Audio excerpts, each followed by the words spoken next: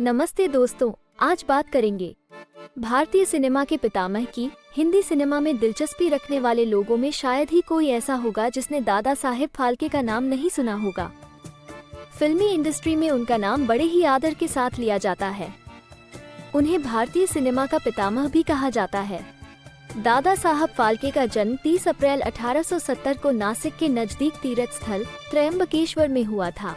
दादा साहेब एक ब्राह्मण मराठी परिवार से थे जिनका वास्तविक नाम धुंडीराज गोविंद फाल्के था। धुंडीराज गोविंद फाल्के के पिता नासिक के जाने माने विद्वान थे।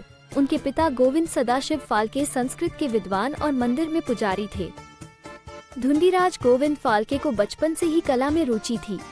1885 में जब वो 15 वर्ष के हुए तब उन्होंने बम्बई के जे स्कूल ऑफ आर्ट में दाखिला लिया, जो उस समय कला का बड़ा शिक्षा केंद्र था।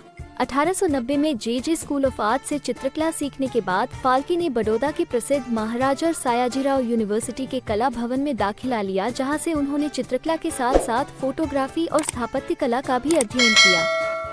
अब कला और फोटोग्राफी की पढ़ाई पूरी करने के बाद उन्होंने फोटोग्राफर का काम शुरू कर दिया, जिससे उनकी जीवन निर्वाह की शुरुआत हो सके।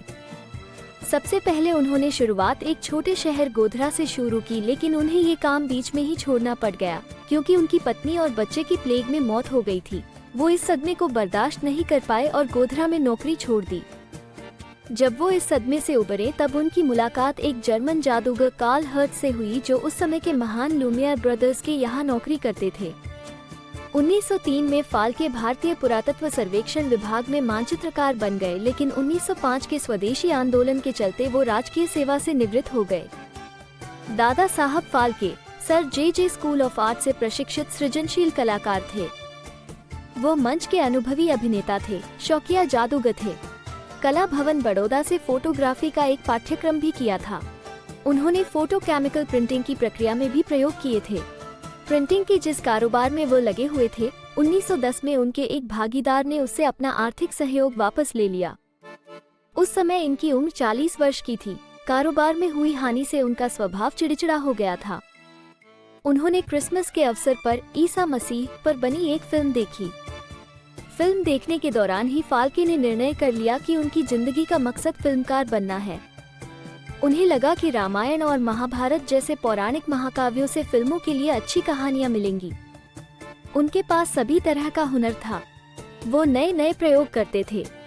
अंतः प्रशिक्षण का लाभ उठाकर और अपनी स्वभावगत प्रकृति के चलते प्रथम भारतीय चलचित्र बनाने का असंभव कार्य करने वाले वो पहले व्यक्ति बने।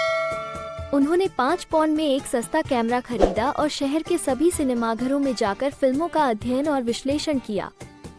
फिर दिन में 20 घंटे लगकर प्रयोग किए। ऐसे उन्माद से काम करने का प्रभाव उनकी सेहत पर पड़ा। उनकी एक आंख जाते जाते बच गई।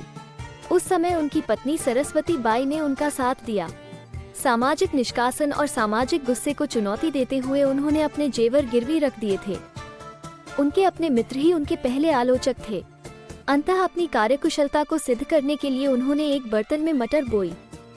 फिर इसके बढ़ने की प्रक्रिया को एक समय में एक फ्रेम खींचकर साधारण कैमरे से उतारा। इसके लिए उन्होंने तकनीक इस्तेमाल से टाइम लैप्स फोटोग्राफी की और आर्थिक सहायता के लिए उनकी पत्नी की जीवन बीमा पॉलिसी गिरवी रखकर ऊंची ब्याज दर पर ऋण प्राप्त करने में वो सफल रहे।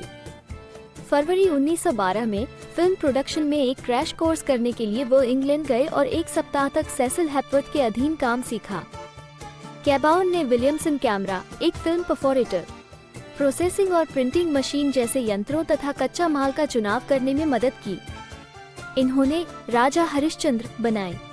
चूंकि उस दौर में उनके सामने कोई और मानक नहीं थे, अतः सब कामचलाऊ व्यवस्था उन्हें स्वयं करनी पड़ी। अभिनय करना सिखाना पड़ा, दृश्य लिखने पड़े, फोटोग्राफी करनी पड़ी और फिल्म प्रोजेक्शन के काम भी करने पड़े। उस समय महिला कलाकार उपलब्ध नहीं होने के कारण उनकी सभी नायिकाएं पुरुष कलाकार थे। होटल का एक पुरुष रसोइया सालुंके ने भारतीय फिल्म की पहली नायिका की भूमिका की। शुरू में शूटिंग दादर के एक स्टूडियो में सेट बनाकर की गई। सभी शूटिंग दिन की रोशनी में की गई क्योंकि वह एक्सपोज्ड फुटेज को रात में डेवलप करते थे और प्रिंट करते थे। सिनेमा को लेकर उनकी दीवानगी का अंदाजा इस बात से लगाया जा सकता है कि उन्होंने फिल्म बनाने के लिए अपनी पत्नी की गहने तक दांव पर लगा दिए थे।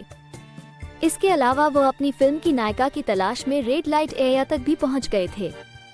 सब कुछ मिलाकर अगर कहा जाए तो फिल्मों के लिए उन्होंने वो सब किया जो सभ्य समाज की आंखों में खटकता है। साल 1913 में उन्होंने राजा हरिश्चंद्र नाम की पहली फुल लेंथ फीचर फिल्म बनाई थी। उनकी पत्नी और सहयोगियों की सहायता से 6 माह में 3700 फीट की लंबी फिल्म तैयार हुई। 21 अप्रैल 1913 को ओलंपिया सिनेमा हॉल में ये रिलीज की गई। पश्चिमी फिल्म के नकचढ़े दर्शकों ने ही नहीं बल्कि प्रेस ने भी इसकी उपेक्षा की, लेकिन फाल्के जानते थे कि वे आम जनता के लिए अपनी फिल्म बना रहे हैं। आखिर यह फिल्म जबरदस्त हिट रही। दादा साहेब सिर्फ एक निर्देशक ही नहीं बल्कि एक जाने माने निर्माता और स्क्रीन राइटर भी थे। उन्होंने 19 साल के फिल्मी करियर में 95 फिल्में और 27 शॉर्ट फिल्में बनाई। फाल्के के फिल्म निर्मित के प्रयास तथा पहली फिल्म राजा हरिश्चंद्र के निर्माण पर 2009 में मराठी फीचर फिल्म हरिश्चंद्राची फैक्ट्री बनी, जिसे देश विदेश में सराहा गया।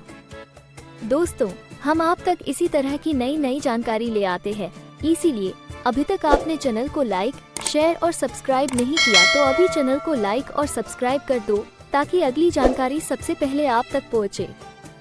मिलते हैं नई जानकारी के साथ। धन्यवाद।